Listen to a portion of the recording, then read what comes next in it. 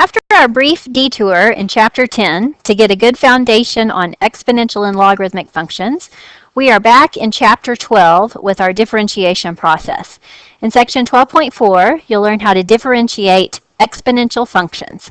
Now, make sure as you go through the notes to distinguish how to differentiate e to the x from any other base to the x. E to the x versus something like 3 to the x.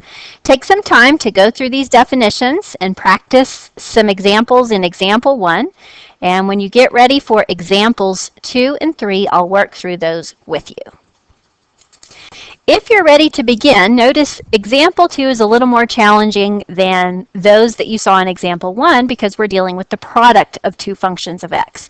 So not only do we have to apply the new formula we learned for differentiating an e raised to a function of x, but also we have to remember that good old product rule. Now, before we begin this one, I want to rewrite the original function in a form that will make it easier to differentiate using the chain rule. So we have function e to the x squared plus 1 times, let's rewrite this as 5x plus 2 raised to the 1/2 power, because we know that raising something to the 1/2 power is the same as having the square root of that function. Now we're ready to differentiate. So one way to name a derivative is y prime, another is dy over dx, the rate of change of y with respect to x. As far as our product rule goes, we keep the first function the same, and then we multiply by the derivative of the second function. For that second function, I'm going to have to apply the chain rule. We begin with the power rule, that is, we bring the power down in front as a coefficient. We keep the base the same, and then we decrease the exponent by 1. So 1/2 minus 1, or if you think 1/2 minus 2 over 2 would give me the new exponent negative 1/2.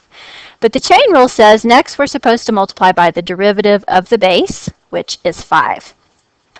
That's the first term in our product rule. We have the pattern same times derivative plus, now I'm going to work on the derivative of the first function. You have learned anytime you're differentiating an e, you make a copy of the e exactly as it appears, and then multiply by the derivative of the exponent. So there's a little chain rule being applied there. So make a copy of the exponential exactly as it appears, and then multiply by the derivative of the exponent. Okay? Now, don't get lost in our product rule. We have the pattern same times derivative plus derivative. Now we need to keep the second function the same. At this point, the calculus in the problem is done. The next part, which in my opinion is the hard part, is simplifying it with algebra. So notice we have two terms separated by this big plus in the middle. We've got the term on the left and the term on the right. My goal is to factor it so that I can simplify it. But before I do that, I really want to take one step and just clean it up so I can organize the details here. I'm going to start with these little constant terms. I have a 1/2 times a 5 here. We'll call that 5/2. Then I have exponential e to the x squared plus 1 times 5x plus 2 to the negative 1/2. Plus, on this second term, I'm going to take my little monomial term here to the left, e to the x squared plus 1, and then this term, this factor, 5x plus 2 to the 1/2. Now, examining those two terms, I can see that they both have the e to the x squared plus 1 in common, and then a factor 5x plus 2. We're going to take out the biggest negative factor. That's kind of your rule of thumb there. So we're going to take out e to the x squared plus 1 and 5x plus 2 raised to the negative 1/2 as our GCF, greatest common factor. So I'm going to examine each of the two terms. I'm going to divide that GCF out of the two terms and see what's left. So looking at our first term, notice it has a 5/2. That's not part of our GCF, so I need to write that down. But that first term already has both of those factors in our GCF. So that one has been completely factored. Now we have plus. Examining our second term here, notice we need a 2 and an x, because that's not part of the GCF. The e to the x squared plus 1 is represented in our GCF. but we have 5x plus 2 to the 1/2. Now remember the rule that when you're multiplying like bases, you add the exponents. So if I think about multiplying 5x plus 2 to the negative 1/2 and 5x plus 2 to the first, if I add those exponents, negative 1/2 plus 1, I do get exponent 1/2. So that means it has been correctly factored. So the only thing we lack now is to simplify what's inside those brackets. I'm going to go ahead and break up these parentheses with the distributive property. We have e to the x squared plus 1. This was our GCF. I'm just going to copy that down. I'll demote those brackets to parentheses. And distributing, we have 10x squared plus 4x.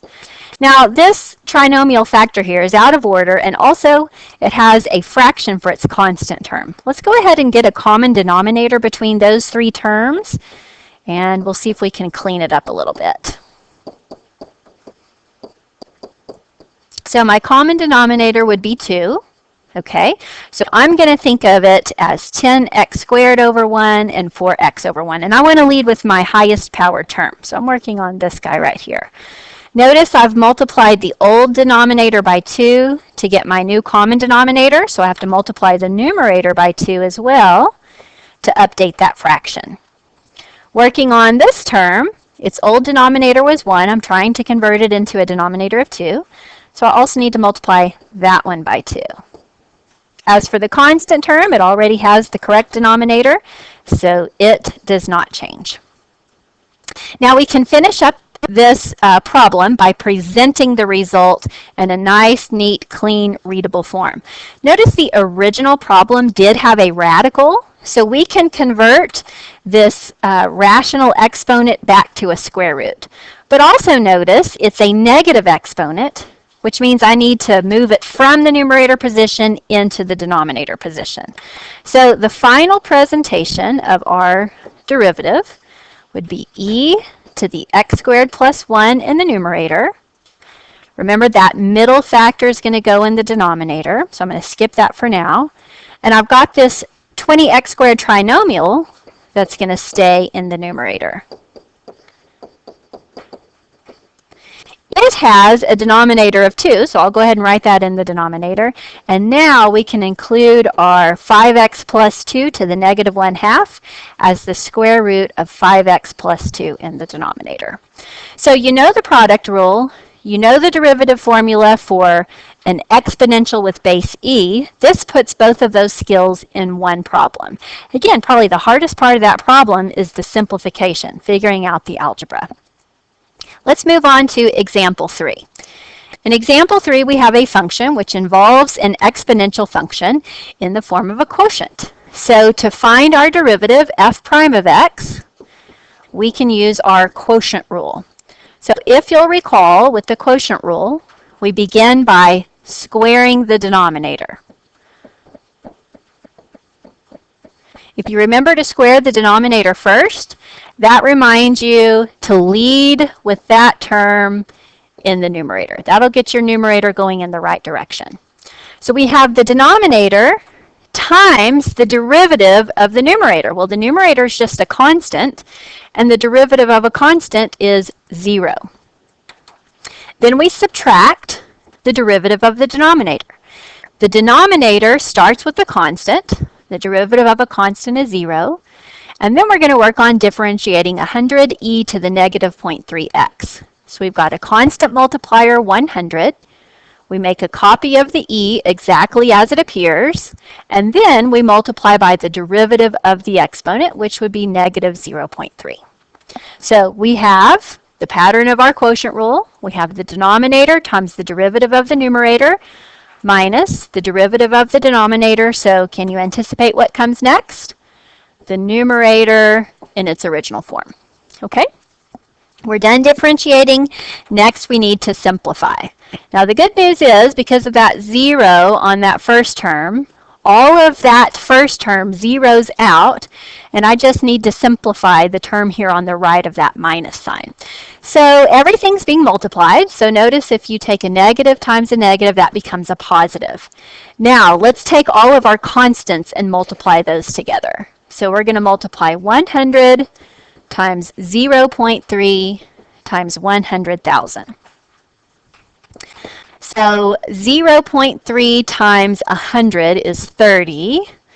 And then 30 times 100,000, well, 100,000 has 5 zeros, so that number is going to get 5 zeros. We end up with 3 million. Okay, so 100 times 0.3 times 100,000 gives me the 3 million.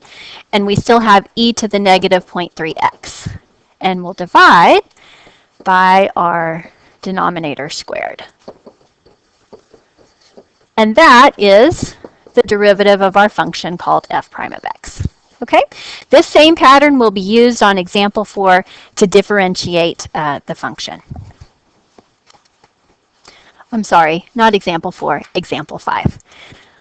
Okay, thanks for listening. Keep studying hard, finish your notes, and then work your, you have got, there it is.